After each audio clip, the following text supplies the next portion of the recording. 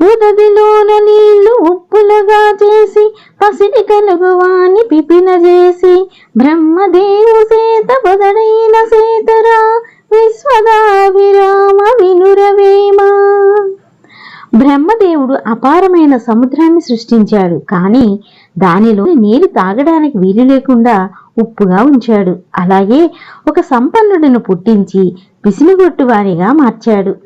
బ్రహ్మదేవుడు చేసిన పని బూడిదతో సమానమని భావం. కుండ కుంభమండ్రు కొండ పర్వతమండ్రు ఉప్పు లవణమండ్రు ఒకటగాది భాషలింటి వేరు పరతత్వమొక్కటే విశ్వదాభిరామ వినురవేమ.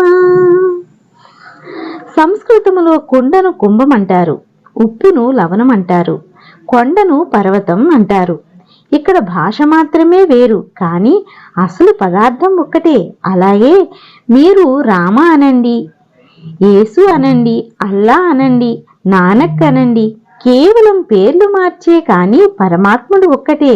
భాష వేరైనా భావం ఒక్కటే, మతాలు వేరైనా మనుషులంతా ఒక్కటే అనే సమతాభావాన్ని పెంచుకోండి.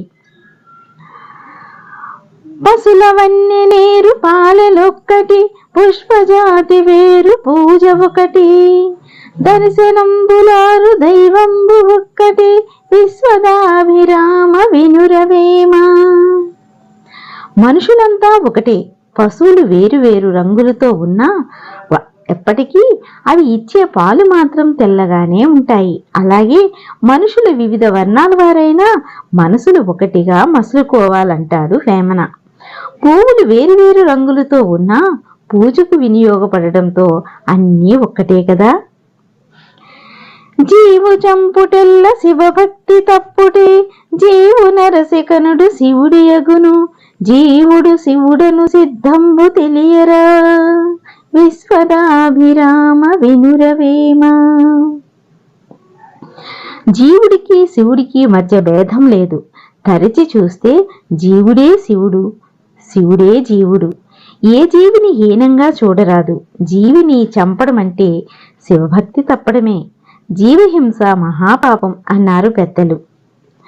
ముష్టివేప చెట్టు మొదలుగా ప్రజలకు పరగమూలికలకు పనికి వచ్చు నిర్దయుండు కలుడు నీచుడెందుల కలుగు విశ్వదాభిరామ వినురవేమ. విషవృక్షమైన ముష్టి, అమిత చేదుగా ఉండే వేప కూడా ఔషధ రూపంగానైనా లోకానికి ఉపయోగపడతాయి. కానీ దుర్మార్గుడు సంఘానికి ఏ విధంగానూ ఉపయోగపడడు, సరికదా హాని కూడా చేస్తాడు.